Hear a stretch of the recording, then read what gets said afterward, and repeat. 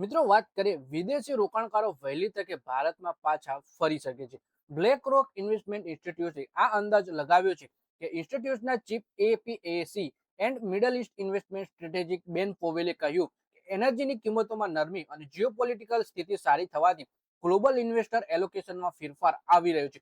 ભારત તેનો ફાયદો મળી શકે છે. એટલે કે ઘણા સમયથી આપણે જોઈ રહ્યા હતા કે ભારતીય શેર બજારમાંથી વિદેશી રોકાણકારો સેલિંગ કરી અને નીકળી રહ્યા હતા, પણ હવે એક્સપર્ટ જણાવી રહ્યા છે કે વિદેશી રોકાણકારો ફરીથી ભારતમાં પાછા આવી શકે છે, કેમ કે જીઓપોલિટિકલ સ્થિતિ સારી થવાથી અને ગ્લોબલ ઇન્વેસ્ટમેન્ટ એલોકેશનમાં ફેરફાર આવી રહ્યો છે, જેના કારણે ભારતને ફાયદો મળી શકે છે.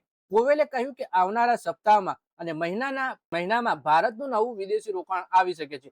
તેનું કારણ છે કે તાઇવાન અને દક્ષિણ કોરિયા જેવા એઆઈ સંબંધિત શેર બજારમાં જબરજસ્ત તેજી બાદ ગ્લોબલ રોકાણકારો તેમના પોર્ટફોલિયોની રીબેલેન્સિંગ કરી રહ્યા છે. આર્ટિફિશિયલ ઇન્ટેલિજન્સને લઈને હજુ પણ બ્લેકરોક પોઝિટિવ છે. જોકે તે બીજી જગ્યાએ મોકા શોધતી વખતે વેલ્યુએશનને લઈને સિલેક્ટિવ અભિગમ અપનાવી રહ્યા છે. તેમણે કહ્યું કે અમને લાગે છે કે આવનારા સપ્તાહ અને મહિનામાં ભારત તેનો ફાયદો મળશે. તેમનું માનવું છે કે થોડા મહિનામાં ઇન્ડિયાને 3 પ્રકારના દબાણોનો સામનો કરવો પડે છે. આમાં પહેલું હાઈ વેલ્યુએશન છે, બીજું પશ્ચિમ એશિયાના તણાવના કારણે એનર્જી કિંમતોમાં ઉછાળો અને ત્રીજું છે કે ધારણા છે કે ઇન્ડિયાના બજારમાં એઆઈના રોકાણની દ્રષ્ટિએ પ્રાઇમરી માર્કેટ નથી. પોવેલે જણાવ્યું કે એઆઈ નો બૂમ વાસ્તવિક છે, તે આગળ વધી રહ્યો છે, પરંતુ અમે રોકાણના મામલામાં સિલેક્ટિવ અને કેરફુલ રહેવા માંગીએ છીએ. આ કારણે અમે ઉભરતા બજારોના શેરોને ડાઉનગ્રેડ કરીને ન્યુટ્રલ રેટિંગ આપી છે. આનો અર્થ એ નથી કે અમે બેરિશ છીએ. અમે અમારા પૂરેપૂરા પૈસાનું રોકાણ કર્યું છે, પરંતુ અમારી સ્ટ્રેટેજી બદલવાનું કારણ વિતેલા થોડા મહિનાઓમાં તાઇવાન અને કોરિયાના બજારોમાં આવેલી જબરજસ્ત તેજી છે.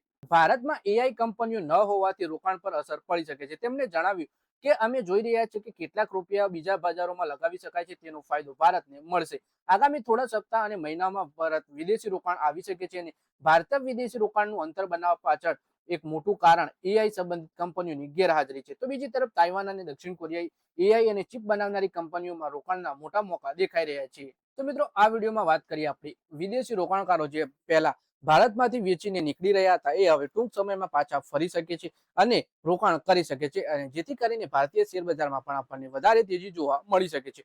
તો મિત્રો, આ વિડીયોમાં બસ આટલું જ. હવે મળીએ આવનારા વિડીયોમાં. ત્યાં સુધી વિડીયોમાં લાઈક કરો, કોમેન્ટ કરો અને વિડીયો પોતાના મિત્રો સાથે ફેસબુક, ઇન્સ્ટાગ્રામ, વોટ્સએપ બધી જગ્યાએ શેર કરો. શેર બજારની આવી જ માહિતી ગુજરાતીમાં જોવા માટે તમે ચેનલને સબસ્ક્રાઇબ કરી ઘંટડી દબાવી દેજો અને આપણા ફેસબુક પેજને પણ ફોલો કરી લેજો.